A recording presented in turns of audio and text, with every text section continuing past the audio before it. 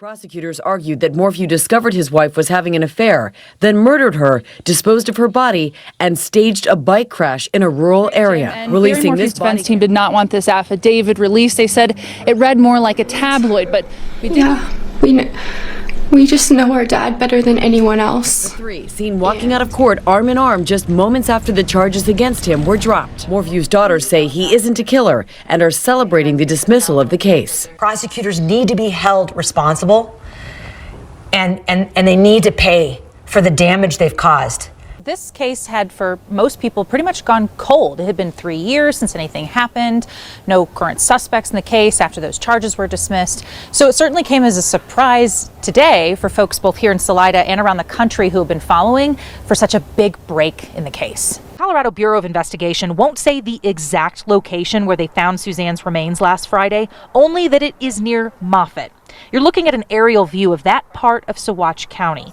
Investigators were on site for a different case when they came across Suzanne's remains. And you mentioned the husband. I mean, we remember very clearly prosecutors saying that this was the missing piece. They needed her body in order to file charges again against him. And I think a lot of people were wondering tonight, will that happen again, and potentially how quickly? Suzanne Morphew was reported missing on Mother's Day 5 years ago. Law enforcement has never stopped working to obtain justice for this mother of two, this daughter, this sister, and this beloved member of the Chaffee County community. I can announce today that the 12th Judicial District Grand Jury returned an indictment. The grand jury has indicted Barry Morphew on the single count of murder in the first degree.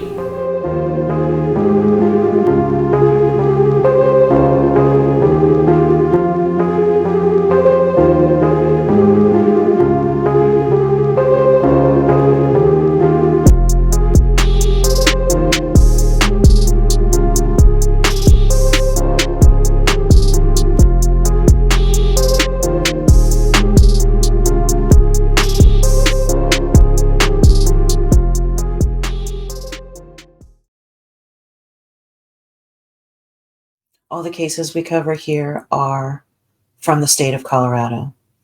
And tonight's case is Barry Morphew. And we're gonna cover this one all the way through. Just see what happens. I'm not gonna shame anyone mentioned in the court document that I'm gonna read tonight, but just know that I'm pissed. The offending observers. I'm pissed because now I'm in a position where if I want to go watch this trial as a member of the public, as a Colorado voter, I have to go in person. And this case is a little scary. I don't want to go in person. I can't get enough of it. I want to watch it all unfold. I want to see it for myself. But as of right now, I can't unless I apply for and receive media credentials, which I wouldn't be able to do in time for Monday's hearing. Maybe for the next hearing, I'll be able to get a hold of some credentials, but I shouldn't have to. I'm a member of the public. It's open courts. We'll get into all of that. I'm going to try and keep the commentary to a minimum while I'm reading the document. But it's been a long day, and that glass of wine in the intro, it was real. It was real. Cheers. I have a new video that premieres every Friday night at 8 p.m. and then every Saturday night at 8 p.m. Mountain. Members of the channel get together, and I host an interactive, independent sort of study group. And there we study Colorado cases after trial. I hope that you will join us, join the channel. Tonight's topic is Colorado's case against Barry Morphew. And the first thing that I want to say, obviously based on the thumbnail, is that all pretrial defendants are presumed innocent unless and until They are proven guilty beyond a reasonable doubt in an actual court of law. Not on YouTube, but in an actual court of law. So there's kind of two things I want to talk about. Number one, the presumption of innocence, which is for everyone, even assholes. Everyone is afforded the presumption of innocence. It's important, and we, the people, probably shouldn't screw that up. Certainly not in the name of the victim of this case, Suzanne Morphew, which a large number of people have grown very connected to. I am not as connected to this case as I was the Stout case, but I get it. I get it. And I've learned a lot, and we're going to continue to learn things together. That's why Saturday nights are a study session. Now, it's not always a study session. Sometimes, like tomorrow night, for example, every once in a while, instead of studying a case, I do something called True Crime Melted My Brain. And so tonight we're going to talk about this new document that was released. I'm going to read it. There'll be a little bit of commentary. But then tomorrow night, I need to talk to you guys about this stuff. I need some interaction. That being said, let me just throw on the screen. So that is my Google Voice number. And what I'd like to do is I would like to encourage you to reach out to me on Google Voice. Leave a message. Let me know how you feel about the video I put out here tonight. Just let me know. Let me know how you feel. This is a crazy case all the way around. And I just don't think it should be navigated alone. Please feel free to reach out. Certainly, specifically, if you can intelligently explain to me what actually happened with Linda Stanley. I am the best choice for a district attorney for this district. I was raised in Iowa by my dad, who was a farmer and a United States Marine. My dad taught me how to hunt, fish, and to always do the right thing. Growing up in the Midwest by a Marine father, I also was instilled with the lifelong values of character, integrity, loyalty, trust, and love for my country. I mean, make it make sense, please. Please make it make sense. Call me. Let me know.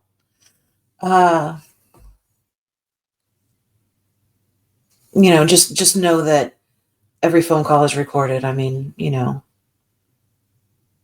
automatic wiretap. All right. Who's ready for a glass of wine and some court documents? Why not? Okay. I've got the order printed. I'm just going to read it. I'm going to try not to chirp in with commentary.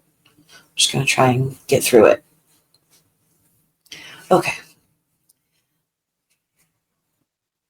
This matter came before me on the defendant's unopposed motion to cease unmonitored live stream of court proceedings filed on September 19th, 2025. The defendant's motion attempts to address violations of Colorado statute and Chief Justice Directive 23-02 concerning the recording of live-streamed criminal proceedings. For the following reasons, the motion is hereby granted. Both this case and the prior one against Barry Morphew have garnered an unbelievable amount of local, state, national, and international attention. If you enter Mr. Morphew's name into any internet search engine, many thousands of results return. This is perhaps not surprising considering the explosion of interest in the true crime genre with the development of podcasts and streaming television in the last decade. There are more than 20,000 true crime podcasts in existence and available on free services like Apple and Spotify. Several podcasts have already covered the case against Mr. Morphew in some capacity. But this level of interest has also increased the level of difficulty a court such as mine has in protecting the right to a fair trial and the safety of those involved in these sort of cases. There have been 2 court dates in this matter since the grand jury returned an indictment against Mr. Morphew on June 18, 2025. Both have been available to the public via the state's live streaming service. Following the September 2, 2025 status conference, it came to my attention that an individual with a YouTube channel called JLR Investigates posted a recording of the status conference, including the admonition that there shall be no recording made. JLR Investigates' unlawful recording included comments from some of the 17,000 plus people who viewed this unlawful recording. Some of the commentary, including from JLR, takes issue with the constitutional requirement that the defendant is presumed innocent until proven otherwise, propounds several conspiracy theories concerning this case, and threatens violence against me, attorneys for both sides, and others, including several victims. But JLR Investigates is not the only YouTube channel that unlawfully recorded and then posted live-streamed hearings in this matter. So there are a couple of footnotes. Number 1, both the content of the screenshots of the unlawful recordings and the commentary by viewers was redacted in the publicly available version of the motion and will not be repeated here in this publicly available order to prevent further harm coming from this behavior. The unredacted version of the defendant's motion will remain available for appellate court review. I've got a star next to that because I definitely want to discuss it with you. Okay, the second footnote reads as follows. The defendant's motion also discussed the conduct of another YouTube channel that similarly displayed unlawfully recorded live-streamed proceedings and channels that recorded other concerning behavior related to this case. I took these to be examples of the most egregious behavior that unfolded after the September 2nd hearing, not an exhaustive list. These individuals, including JLR Investigates, will hereafter be referred to as the offending observers. The names of these additional offending observers are being excluded to prevent further traffic to their channels, thus compounding the problem they created. Part 1. Pausing the availability of the public's access to live streaming does not run afoul of the constitutional right to a public trial. Defendants accused of criminal conduct are entitled to a public trial by both the United States and Colorado constitutions. In all criminal prosecutions, the accused shall enjoy the right to a speedy and public trial. The right to a public trial belongs largely to the accused. This is so that the public may see the defendant is fairly dealt with and not unjustly condemned, and that the presence of interested spectators may keep his triers keenly alive to a sense of their responsibility and to the importance of their functions. Sorry, I want to talk about that too. Contrary to the purposes for which the offending observers have used it, I know you're not supposed to edit court documents, but, I just want it to make sense to you guys. No, this is an excellent document, certainly compared to the original affidavit of probable cause, which I refer to as the affidavit of probable flaws. I have never seen an affidavit like the original one in the previous case. That's for the study group. We'll get into it later. Anyway, what do I want to say here that they said? I want to say what they said was, no, I'm going to cut all of that out. That should definitely be edited. Contrary to the purposes for which the offending observers have used it, the right to a public trial exists for the purposes of preserving the right of the accused to the presumption of innocence, and in ensuring legal professionals provide the best, most competent service possible to the communities we serve. And I've got we circled because that was a powerful choice, the word we. All right. The right to a public trial is not without its parameters or limitations, and it can be waived. Even constitutional rights can be waived, although I should indulge every reasonable presumption against such a waiver. I do not find that, in making a request to disallow live streaming of the proceedings, the defendant is waiving his right to a public trial, generally, but he is volunteering to have a limitation placed on that right. Public trials do not only belong to the accused. Public access to criminal trials permits the public to participate in and serve as a check upon the judicial process, an essential component in our structure of government. The benefits to the public of access to criminal proceedings include allowing the public to see that the accused is fairly dealt with, ensuring that judges and prosecutors discharge their duties responsibly, encouraging witnesses to come forward, discouraging perjury, and allowing victims and the community to know that offenders are being brought to justice. These laudable purposes cease to exist, however, when some members of the public exploit access to criminal proceedings for purposes antithetical to these goals. The offending observers. Not every restriction on the public's access to criminal matters results in a constitutional violation. There is a 4-part test to determine if a courtroom closure complies with the Sixth Amendment.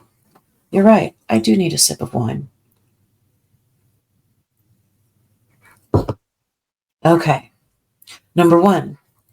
Has the party seeking to close the courtroom advanced an overriding interest that is likely to be prejudiced?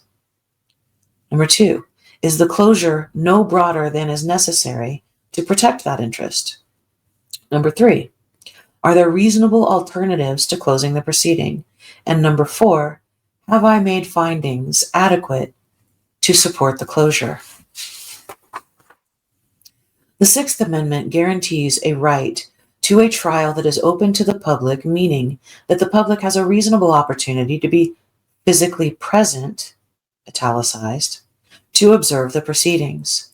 Nothing in my ruling will prevent that opportunity. In contrast, if I do not pause the unfettered live streaming of hearings in this case, at best, the unlawful recordings and venomous commentary may affect both or either party's right to a fair trial by tainting the small jury pool through the prevalence of factual inaccuracies and the court of public opinion. While the impact of outside commentary is not an uncommon concern in a high-profile case, what is occurring because of the behavior of the offending observers rises to a level of seriousness beyond that which something like a change of venue could resolve. At worst, the calls for and acts of violence against the parties and legal professionals will lead to someone being physically hurt. Both the Colorado statute on live streaming and judicial policies allow for the suspension of access to live streamed court proceedings. In 2023, the Colorado legislature mandated that criminal proceedings in open court be made available for remote public viewing and listening in real time. There are several reasons for limiting this process, including that 1, the courtroom does not have sufficient technological capabilities. 2, members of the public have been excluded from the criminal proceeding by order of the court. 3, technology, staffing, or internet issues limit or prevent remote observation.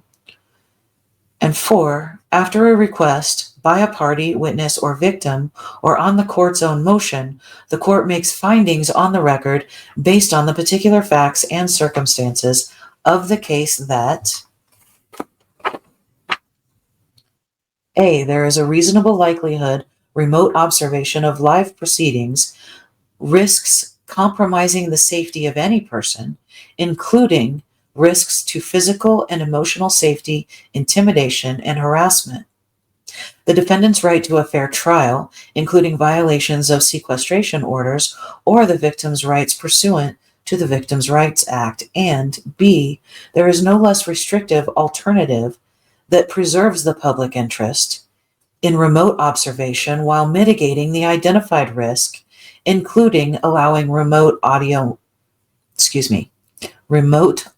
only observation while disabling video observation or turning off remote observation at particular times. The statute requires that the court ensure there is no audio or visual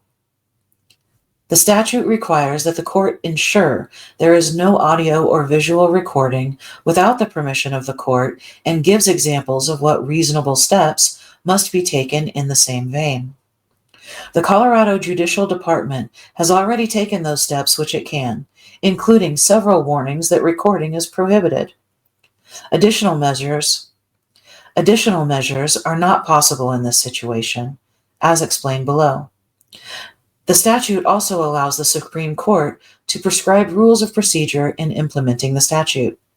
The Supreme Court has done so via Chief Justice Directive 23-02, live streaming criminal trial court proceedings. The CJD provides a list of considerations that must be made before limiting live streaming. 1. Where there is a reasonable likelihood that live streaming would interfere with the rights of the parties to a fair trial. 2. Whether there is a reasonable likelihood that live streaming would create any adverse consequence to a party, attorney, victim, or witness. 3. Whether there is reasonable likelihood that live streaming would unduly detract from the solemnity, decorum, and dignity of the court. 4.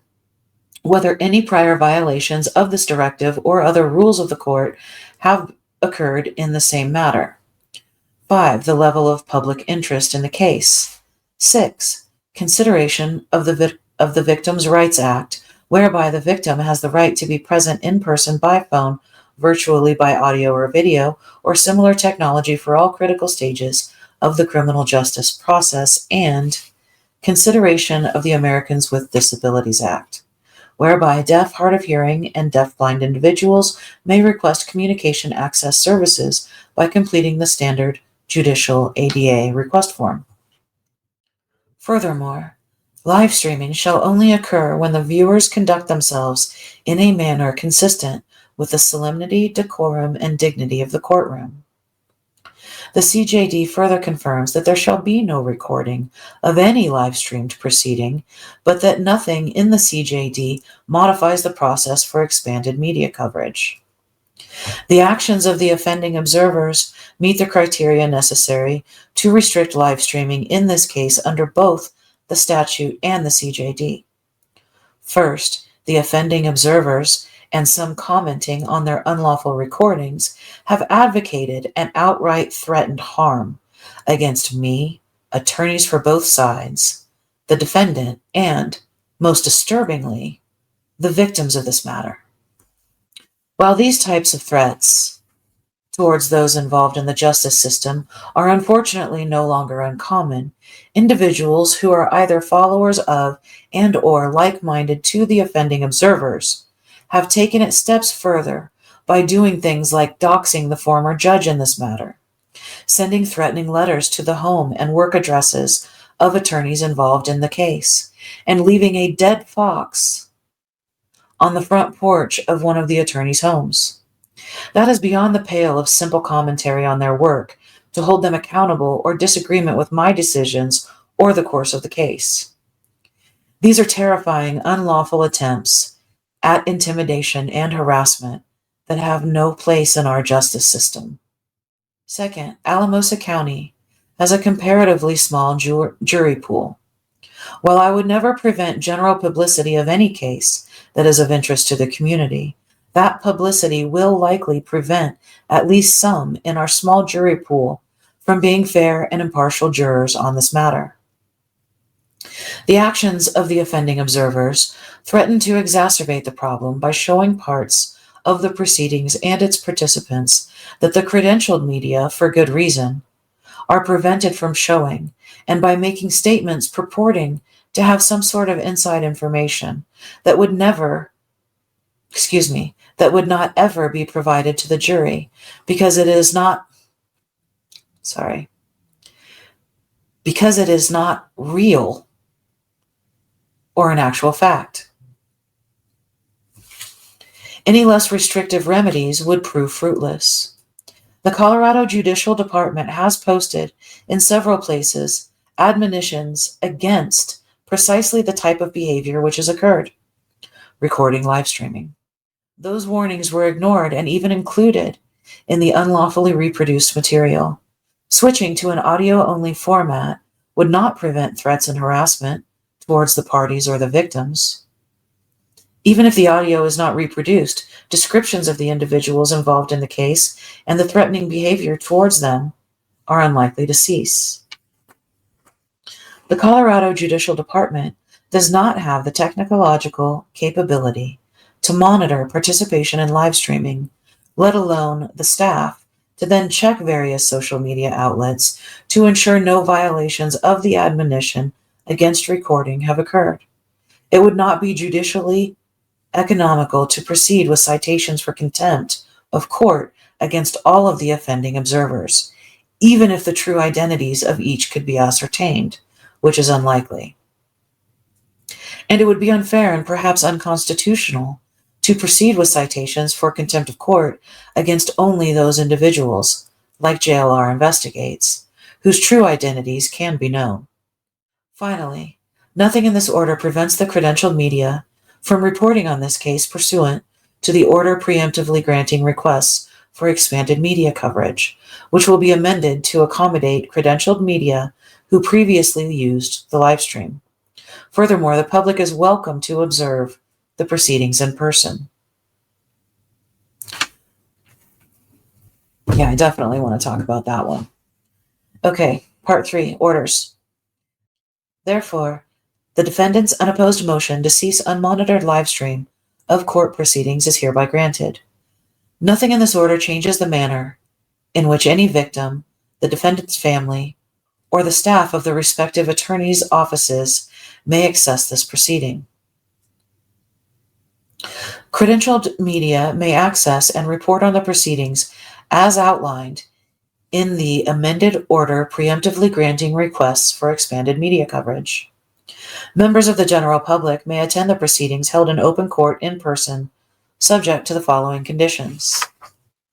Number 1, only so many people will be permitted to enter the courtroom as can safely fit in the public gallery, less accommodations for the victims, the defendant's family, and the row reserved for credentialed media.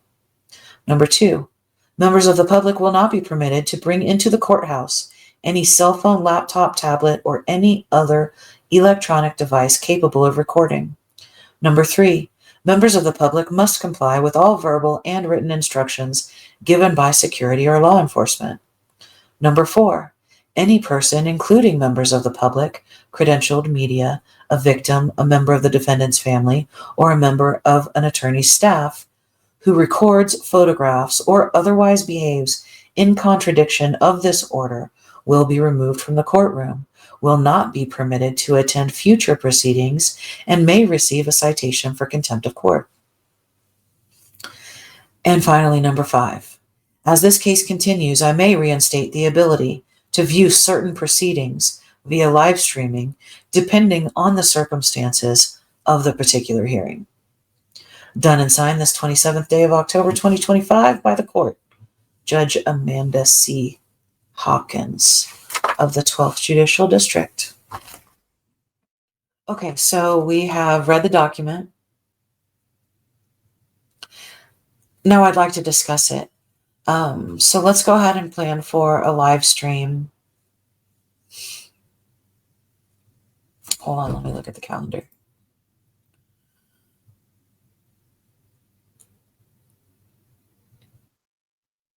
I want to know what you guys think. I want to know how you feel about all of this. I want to talk about it. Let's talk about it.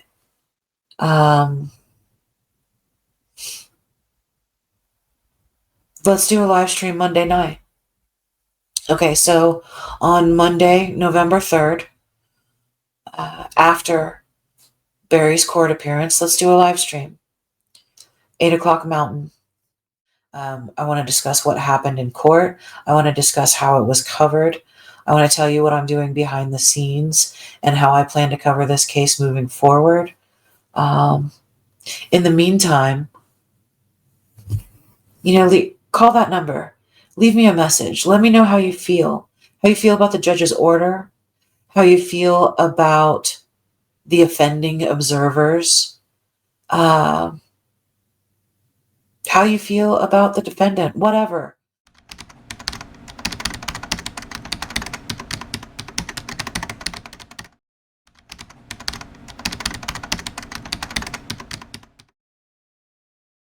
We have not recorded it. I would love to live stream all of these proceedings. We've done that in many, many cases, but it's been authorized by the court. Frankly, this case should be authorized by the court.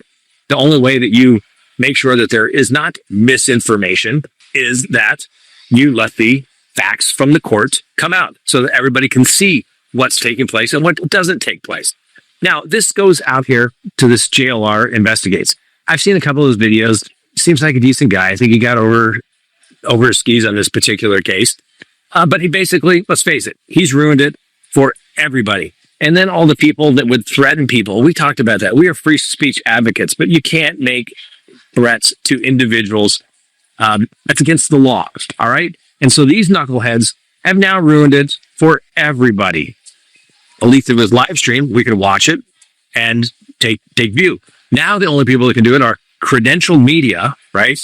The Denver Post, the ABC, NBC, CNNs. They can watch via WebEx, which is a separate than the live streaming, and they have to have their faces on, and it can't be recorded. And obviously, if they do, then they can face contempt cases here. So a couple of takeaways. One, as JLR investigates, and I'm nothing personally against the guy, but let's face it, he ruined it for everybody, all right? And all the people that threatened the attorneys, the defendants, and everybody else in this particular case. The judge. What enough?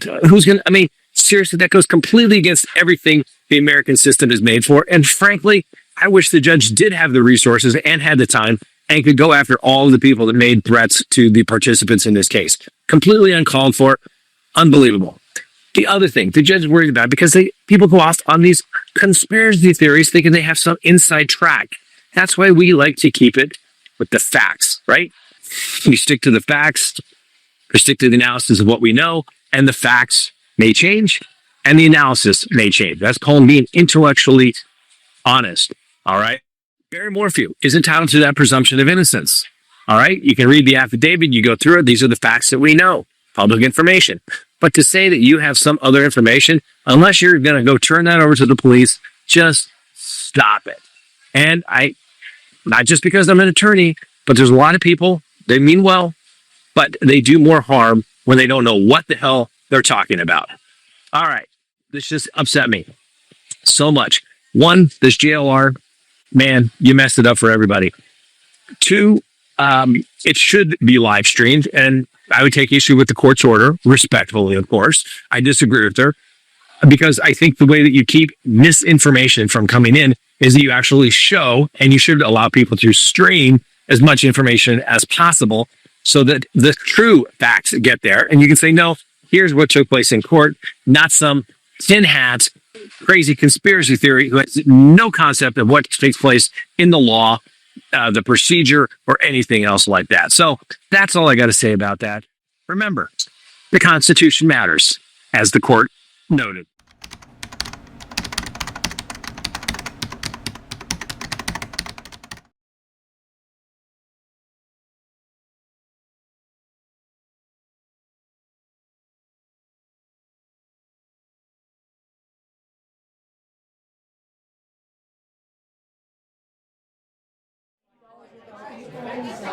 Thank you.